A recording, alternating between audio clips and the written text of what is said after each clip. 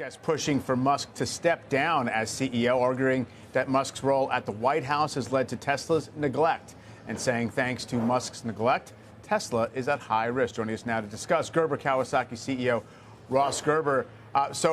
Ross, I mean, Musk comes and does the town hall. At least it's a gesture that he's paying some kind of attention. What are your concerns in terms of his leadership here? That he's not doing enough with the business, or just that because he's such a lightning rod, it's hurting the brand, or all of it? Well, I think just even from that clip, you can see his complete disassociation from his actions and what's actually happening at Tesla, and his desire to blame people for actually speaking out against him because they so vehemently disagree with not only his behavior, but the things he says and does, but also his actions within the government as well. So not only is he not working at Tesla, he's personally damaging the brand on a daily basis. And he's put, a lot of people just sold their Teslas, and he's put a lot of Tesla owners like me who want to continue to drive. I want to drive my Cybertruck with pride. And instead, it's like I'm worried that somebody's going to vandalize my car. And this is a reality that all Tesla owners face because of Elon's actions and Elon alone.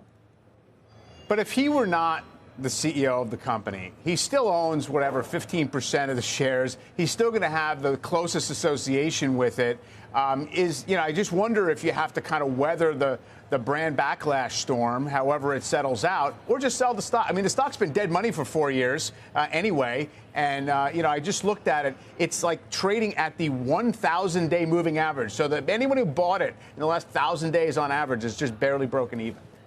Yeah, that's true. And actually, it was 5 years ago to the day that the great Tesla run began, which lasted about 18 months and peaked in November 2001 when he started selling Tesla stock to buy Twitter. So it started with the purchase of Twitter, and it's just gone worse and worse and worse to now literally, working at the government, working with Donald Trump, and having Trump and Ludnick pitching Tesla stock and cars. I mean, that's how bad it is. How about just running traditional ads and separating yourself from the brand? He has CEOs who run his other companies. I don't understand why he won't let Tesla have a dedicated CEO, but there's crisis communications teams, there's marketing teams that can come in here and really work to repair the brand, because climate change is the biggest issues humans face in our future. I just survived the Palisades fire. I can tell you firsthand, we will all be affected by climate change, and Tesla is one of the most impactful companies in solving this, and it needs to succeed. And that's why I'm here, and that's why I'm saying what I'm saying, because I want what's best for Tesla. Ross, do you disagree with him politically? I mean, is that part of the problem here? My political views aren't relevant to this discussion, and my political views are in the middle. So for me, it's not about politics. It's about selling EVs. We are selling less EVs. We have the best products on the market, and we're selling less of them while the market's growing fast. Why is everybody still in denial on why this is happening and what the solutions are to solving it? I guess I'm asking because, Ron Barron has been on CNBC in recent weeks, and he said he's not selling any. And even though he hopes he would be less visible, he still feels like he's best positioned and more fired up than ever to make Tesla a success. There have been questions about Musk's distraction, multiple jobs. I mean, this is nothing new. This has been for years. So I guess I'm wondering now, is the big problem the political views and sort of what that's been doing to the brand and these fires at the dealerships, or is it the distraction? Well, I think the destruction of the brand is more than the distraction of the political issues, in the sense of, we have to sell cars ultimately to make money. I know the AI story is wonderful and robotics is a hope for them. But, I live in LA, and yesterday in horrible traffic, Waymos were working fine, and I had to disengage my full self-driving over and over and over again. So this fantasy that their software actually works to the level of its competitors is also an issue. I drive a Cybertruck. Now I got to take it in for another recall. This is an incomplete product. And I actually love my Cybertruck, and I could sell Cybertrucks left and right if they actually had ads and fixed a few of the flaws. But, this was an incomplete product, and there's problem after problem with it. And I think it's emblematic of the problems of having a distracted CEO on top of the marketing issues he's created. But Ross, if this were a car, if this were like reduced to let's run the EV business as well as we can, and let's try to hit some profit targets and all the rest, this is not even a $100 stock. If this is just a car company, I'm talking about solving right? full self-driving. I'm not talking.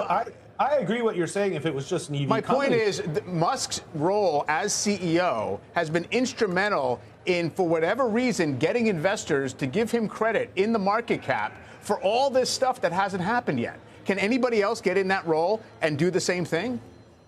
Well, I'm not saying that Musk shouldn't be involved with Tesla.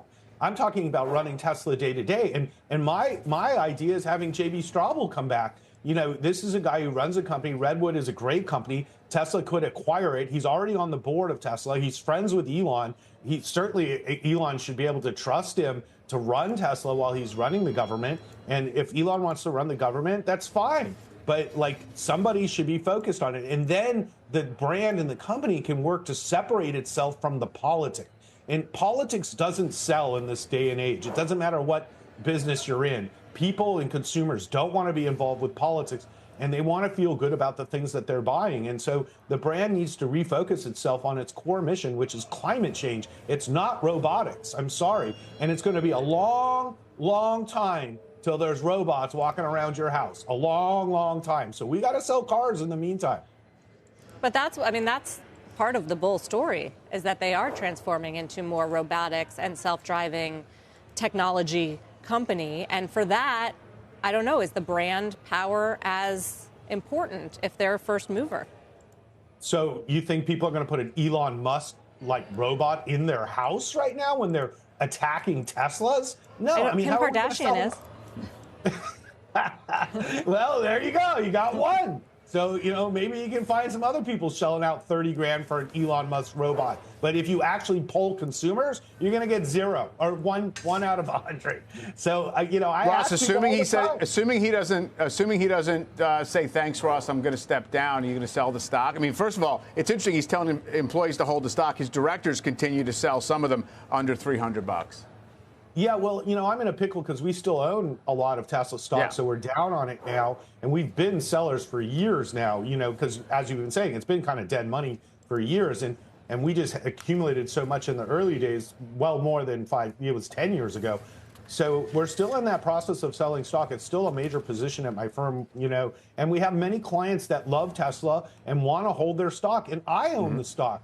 You know, to be honest, I own the stock. I love the company. I'm here because I love Tesla, and I want to see people feel great about the company and love the brand. And we've gone from a point of pride where people were like loving Tesla and it was a premium brand to now we're like getting attacked and the brand value is worse than Toyota. So, but a lot of people who love Tesla, like you investors, love Elon Musk. They were always intertwined. And I do wonder what would happen if your wish comes true, that he steps down as CEO to Tesla stock.